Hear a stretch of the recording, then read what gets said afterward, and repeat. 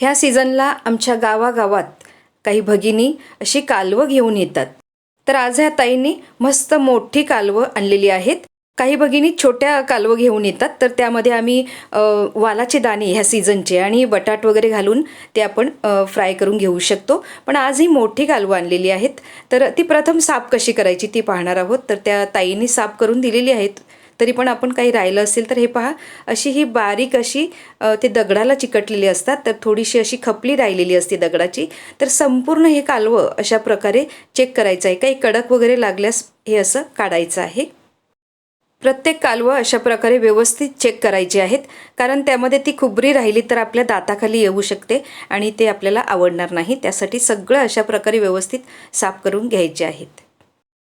आता हे कालवं सगळी साफ केल्यानंतर आपण ते स्वच्छ पाण्यामध्ये धुवून घ्यायचे आहेत आणि त्यानंतर हे संपूर्ण पाणी आपण निथळून घेणार आहोत. ते एका चाळणीमध्ये घातलेलं आहे, कारण आपण हे एकदम क्रिस्पी असे फ्राय करणार आहोत. तर आता हे कालवातलं पाणी सगळं निघालेलं आहे, तर हे एका प्लेटमध्ये घालूया. त्यानंतर हे पहा, इथे एक मला खोबरी दिसते, हे पहा ही राहिलेली आहे. तर हे कालवं व्यवस्थित चेक करायचं आहे, बिलकुल अशी खोबरी वगैरे राहिली नाही पाहिजे. ह्यातली मी आता अर्धीच कालवं फ्राय करणार आहे. दुसरी कालवं मी बटाट आणि वालाचे दाणे घालून फ्राय करणार आहे. हे कालवं फ्राय करण्यासाठी आपण साहित्य पाहूया. आलं, लसूण, मिरची आणि कोथिंबिरीचं वाटण, अर्धा teaspoon Kashmiri red chilli powder, अर्धा टीस्पून हळद पावडर आणि 1 टीस्पून बॉटल मसाला आणि थोडंसं लिंबू आपण रसा घेणार आहोत. आणि हे तांदळाचं जाडसर पीठ घेतलेलं आहे. जाडसर पीठ नसल्यास तुम्ही थोडासा रवा मिक्स करू शकता. आता आपण ह्याला वाटण लावून घेणार आहोत प्रथम. तर 1 टीस्पून हे वाटण घ्यायचं आहे. त्यानंतर हे मसाले आहेत ते सगळे घालायचे आहेत.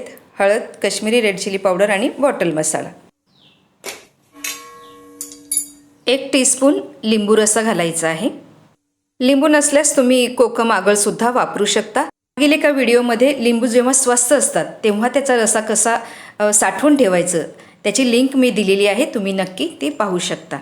हे कालव एकदम क्रिस्पी बनण्यासाठी आपण हे तांदळाचं पीठ घेतलेलं आहे, त्यामध्ये थोडीशी हळद पावडर, थोडासा बॉटल मसाला घातलेला आहे आणि अगदी थोडंसं मीठ घालायचं आहे.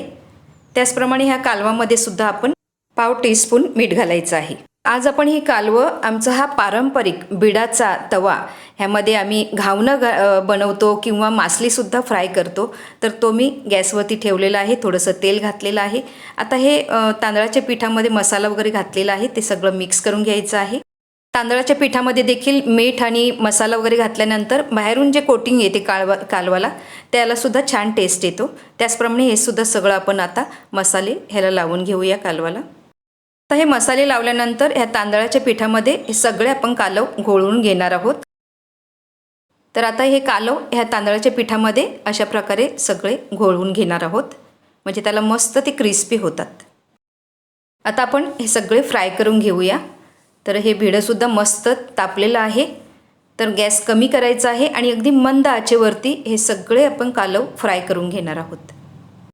आमच्या वसई किचन यूट्यूब चॅनलवरती मी आमच्या वसईतल्या समाजाच्या पारंपरिक रेसिपीज अपलोड करत असते आणि तुमचा चांगला प्रतिसाद मिळतो, त्याबद्दल तुम्हाला खूप खूप धन्यवाद.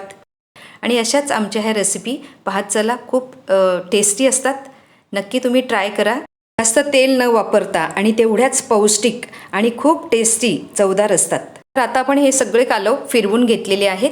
अगदी तुम्हाला तेल कमी वाटलं तर अगदी मध्ये सेंटरला अगदी थोडंसं अर्धा टीस्पून तेल घालायचं आहे फक्त, आणि ते असं पसरवून घ्यायचं आहे.